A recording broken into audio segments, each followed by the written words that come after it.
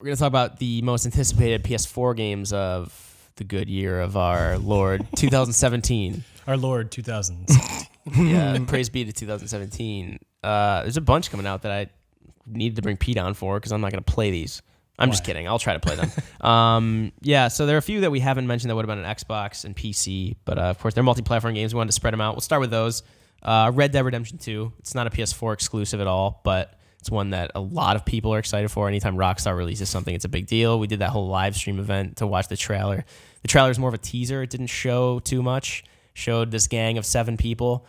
The obvious comparison being like Magnificent Seven or something. They were riding across what you had said would be kind of the original map's northeast section and then like up through the Rockies.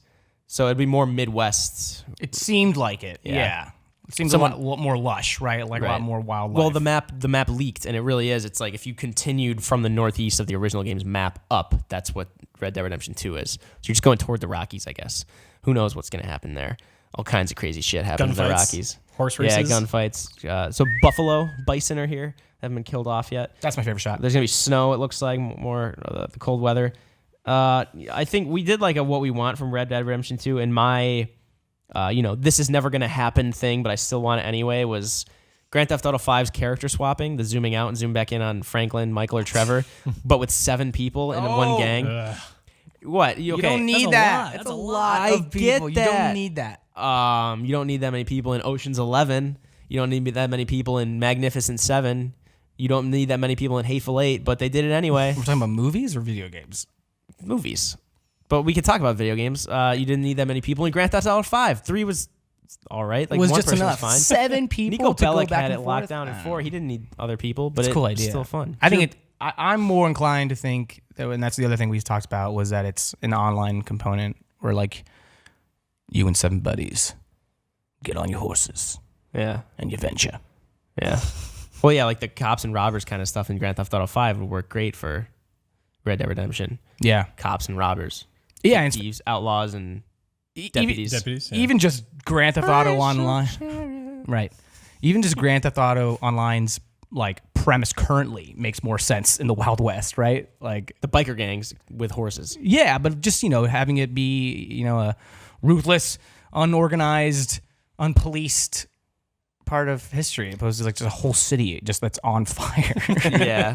Not that LA isn't already, but I don't know. Is it? I was just saying. I'm not up to date on current events. No, I'm just saying. I would love to just, walk into the street, turn around, see like Rob's character staring at me with his hand halfway over his gun. I look just like the gang from Clockwork Orange with the bowler hat and white onesies and overalls. Right. Underwear over it. And then you approach me, go back to the bar, drink milk afterward. Mm-hmm. No, anyway, that would be great to see kind of some sort of, like you said, kind of like cohesive cooperative experience where, I don't know, you could form gangs and roam around. It would seem weird not to, based on what they've done with Grand Theft Auto 5, the biker gang update. Maybe you were saying you even thought that's like kind of a test subject to maybe do it in Red Dead Redemption 2. Yeah. Maybe not that far, but might be kind of, just proof of concept. I mean, Grand Theft Auto Online is the reason why you don't have single-player DLC, right? Like, it's a success. Yeah. Like, they made a lot of money, and they will continue to. So it just makes sense to test those waters with other ideas. Yeah.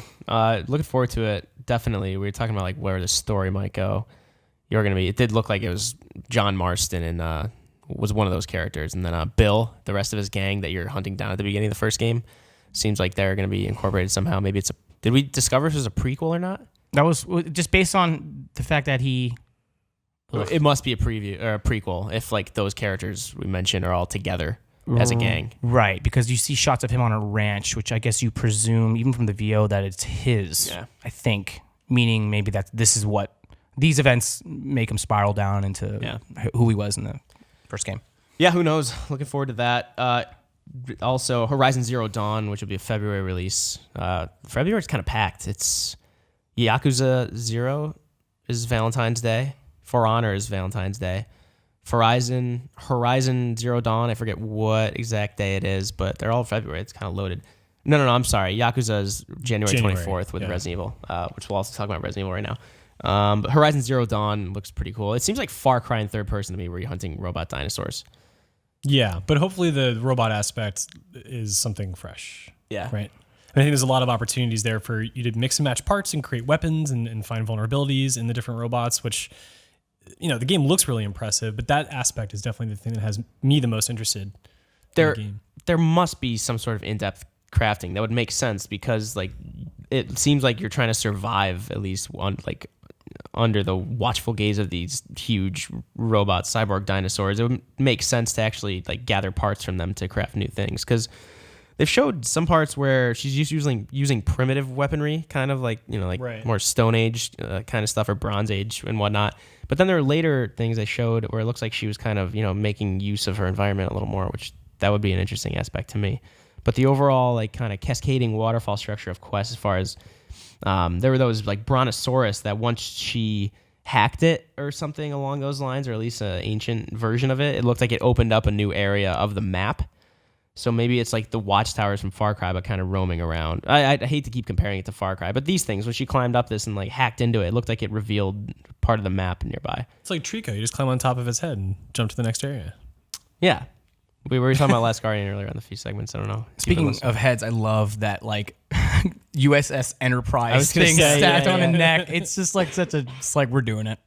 It's such a weird blend of honest Stone Age and futuristic robots. It's awesome. I think that's what captivated our attention at first, but Yeah, I'm hoping the story there is really good. Yeah. Because they've kind of hinted at it, but we don't really have that much to go on at the moment. yeah, the demos we played that we were just dropped into smaller kind of sandbox areas. Right. I think Scott and Jake both played. I haven't played yet. I'm looking forward to it. I kind of, at this point, I might as well just wait for the full game. But regardless, it looks interesting. I just mentioned it. Yakuza Zero, the prequel to the first Yakuza. Yes. Okay, so you are a Yakuza fan. Yeah, I've sort of been admiring from the sidelines for a while. I played some of the one of them on PlayStation 3. But yeah, it's such a strange series because there's two halves. There's the really goofy, ridiculous, wacky half that plays kind of like a little bit of a shoddy arcade game, but it has its charm because it's not really meant to be that involved, right? You're basically just bashing heads and beating people up in really grotesque, funny ways. And then you have this other half with these really serious, cinematic story moments that are inspired by Yakuza films, and it's just a really interesting mishmash because you can appreciate it for what it is in both ways, right? The game knows that it's being dumb and silly when it's being dumb and silly. So you it's not even that you have to forgive it. It's just that you pivot and you play a different game for a minute until you get to the next story beat. And the series has done a great job of that so far. So interesting to see, how Zero sort of sets everything up. Yeah, because then Yakuza 6 releases 2018, correct? Right, and then we're also as of now. Yeah, and then we're also getting Yakuza Kiwami at some point, which is the remake of the original. Okay. There's a lot of Yakuza games coming, which is awesome because for a while it didn't look like we were going to get these. There is one that we will probably never get called Yakuza Ishin, I think, or Isen. It's set in Edo, Japan, and Okay. yeah, I don't think we're gonna get that one. You'll be reviewing Yakuza 0 when it releases in January. You know it. Cool. I've never played any of those. I played Dead Souls, a little bit Dead Souls, which is Way different. spin-off, right? Yeah, I mean, you have guns in that, right? Yep. Yeah, you don't Few have of them. guns in these games. Gotcha. Peter was showing me clips of Yakuza 0, and what sold me was the karaoke. Just walking in, and you just dish out some songs and get out and just continue on. Yeah.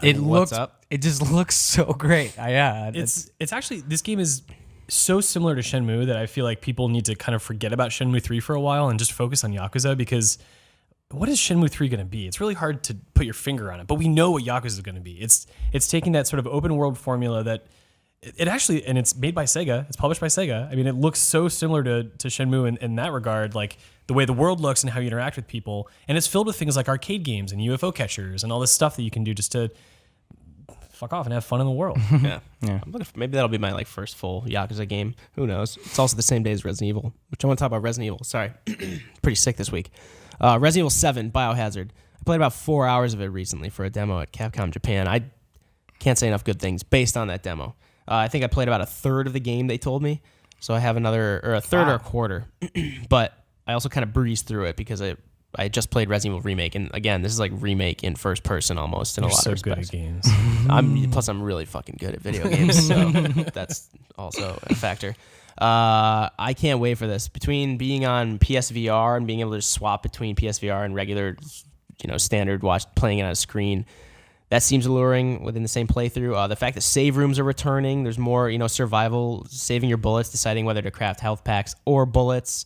The fact that a lot of the, the Baker family is kind of chasing you. This is Jack Baker behind you with a shovel right now for people watching. It's set in this mansion, it's an old school Louisiana plantation, a defunct plantation, but this, cannibalistic family is chasing you.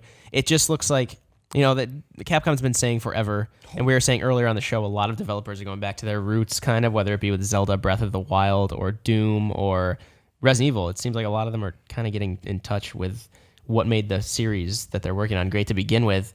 This seems like it's an exemplar of that, and I can't wait to play more of it. It was pretty tense, but it was also the puzzle solving was there in spades, but also getting keys to go through certain rooms, kind of, just walk through that. Yeah. That wall just crumbled as he, and then he just stood casually there. walked through it. Yeah. Don't mind me, I'm just a powerhouse. There is some really goofy justification for that in the game, I will tell you, but I won't spoil it. And then, the story structure between... You're in this mansion as Ethan looking for your wife or ex-wife, Mia. She's been here for a while, and you're trying to figure out what Marguerite and Jack Baker have done with her. And then there's Lucas as well, one of the sons. There's the grandma. I forget her name. But you're really getting to know these deranged characters while you're navigating the grounds. And I already, the layout of this mansion is already burned into my brain, and I haven't even seen all of it because I didn't get, the scorpion key or whatever I needed to unlock the last 3 doors. It just feels... like a classic Resident Evil, but with modern sensibilities. Obviously, first person is a big deal for a Resident Evil game, but I can't wait for this. This will be January 24th as well. Did you guys get the chance to play any of this yet? Rob, you played a couple you both played a couple demos. Beginning Hour and the Lantern demo. That's all I've played. Then they updated Beginning Hour to be the Midnight demo. Okay, yeah, and I played just the Lantern demo on VR, and I don't know, the more I see footage, the more I think, shit, I might have a heart attack if I played a whole game in VR. I don't know, man. It feels good because you just to aim. It does feel you good. Look, yeah, wherever you want to shoot when you have weapons. It's people kind of give VR games with the crouch mechanic shit when you just snap to, but I turned it off, and the actual act of crouching down, the camera moving, made me actually kind of sick. I don't really get motion sick ever. This game snapping to it made it much better, even though it doesn't look real. But minor things aside, you can customize a lot of that in VR for PSVR for Resident Evil 7. Yeah, but I'm a huge advocate for that game. I mean, there are some people who are stronger willed than I know that, but it is something cool to be said as far as being able, you're being chased and someone's looking for you with the lantern, and you're being able to peek through the actual walls and do all these really intricate, as far as looks and movements that I think really made it more immersive and scary. Yeah, I talked about Resident Evil 7 a lot between podcasts and just previews and lobby discussions, and I can't wait for it. I can't say enough about the time I took to play it, and I'm looking forward to it. But Pete, Persona 5, I'm not a Persona fan. I don't have any reason not to be. I just haven't played them. Tell me why I should be excited for 5. Should I? I think that you should. I really like the Shin Megami Tensei games, which are sort of an offshoot of, or I guess Persona is an offshoot of Shin Megami Tensei. And Persona 4 was a sort of an RPG that everyone loved, right? But 5 seems to be delving a little bit more into darker themes, right? 4 was very much about slice of life type things. This game is set in Tokyo, and these kids sort of wake up to these alternate personalities they have called personas, these sort of supernatural alter egos, and they delve into this netherworld to deal with adults that have horrible immoral motivations, and they try to quell that. And this game deals with a lot of personal and social issues, but then it presents it with this bright, poppy, really stylish exterior. So I think it's just got a lot of things going for it, both in terms of the narrative, the way it looks, and then the combat as well, which is a mix of sort of people with guns, but also their supernatural counterparts. And it's turn-based combat, correct? Yeah. Yeah, that's what I assumed. But yeah, I'm looking forward to it. I still haven't played Persona 4. That's been on my list for 5 years now. That game is also 100 hours long. I think you can safely wait and just play this. All right. Yeah. I'll do that. Another one that you just played a few minutes ago, I think. NieR Automata. Yeah. So the sequel to the 2010 cult classic. Is it even a sequel? It's just it's a follow-up. It's got a subtitle, but NieR was 2010 cult classic. Just kind of this, I don't know, weird open world RPG with questionable action mechanics. So to correct that, with Automata, they brought in Platinum Games, who's also working on, they worked on Metal Gear Rising. They're working on Scalebound right now. Yeah, right. They also did, Metal Gear Rising Revengeance and Bayonetta. But NieR Automata, Pete, you and I both played the demo. I like this game a lot so far. Yeah, it's got that Platinum sort of melee combat going on for it, which just always feels great. And it's got an interesting presentation that I don't even know what you'd categorize it as. It's sort of like gothic J-pop meets Metal Gear, kind of? Yeah, I guess so. You're these androids sent down from the moon where humans escaped to when robots took over the Earth. Yeah, exactly. To battle the robots. Yeah. And clear it for humans to come back. But as you can see here, your character has this sort of like AI or a little robotic buddy floating behind her, and that sort of opens up some like arcade shooter elements, sort of in the way that Fury does as well, if you played that game, where you get to go in and do close combat with a sword, but you can also fire from afar. And it all actually meshes really well together, even though the game tends to hop around in terms of the perspective. So sometimes you're in a side-scrolling environment. Other times it's a top-down perspective. And then you have the sort of regular third-person, like 360-degree action game like you see here. It's just a really interesting mix of mechanics and presentation. Yeah, the camera work was great from the demo I played, and then it became like a bullet hell at certain points when you're dodging projectiles and shooting the people that are shooting at you. To mention that robot floating around next to you, that's one of the pods, I believe. So you get pods that let you do these like special attacks, like shoot these spears out in a sphere around you, or just surround yourself with these shields that deflect projectiles back at enemies. Yeah, I don't feel weird making a Metal Gear comparison, like especially because the combat feels similar to Rising, but there's also like an alternate skin for that robot that is a cardboard box skin. Really? Yeah, like they're being subtle about it in a way, but they're also not. I mean, I think this game is just going to be a great marriage of different ideas that just happens to have the NieR title. Yeah. I don't know why. I really can't put my finger on it, because the first game, like, it's the same storyline, and it's this. So this isn't. Yeah, it's the same. Like, it's set. I think. Well, it's set millennia after the first one, but it's the same world, same idea of cyborgs being sent back down to Earth to battle robots. But it's also open world, which we haven't seen obviously in the demo. The demo is this one small bite-sized chunk. I haven't fought this boss. He's at the end of the demo, but Platinum stopped me before I could finish it. But yeah, I don't know. It seems like Platinum could just release any game with any name, and we would know it's Platinum and hope for the best. Sometimes, yeah. Yeah, that's what hope Jake for was the saying best. earlier, yeah. What's cool about this game is that they're totally embracing the Japanese style for the international release, because the first NieR, they actually remodeled the character for Western releases. Okay. So in the West, we got this like really barbaric, ugly looking dude. And in Japan, they got like a pretty looking, like, Japanese hero type. I'm offended. It's like, I don't know. I mean, it's not like a huge sticking point for me, but it's just, I don't know. I'm glad that Platinum can just go, as far as they want to into the sort of things that they love. Yeah, it's one that was under the radar for me, and then I played a demo and loved it. I've been trying to champion it here. We have a demo now. Everybody should try it out.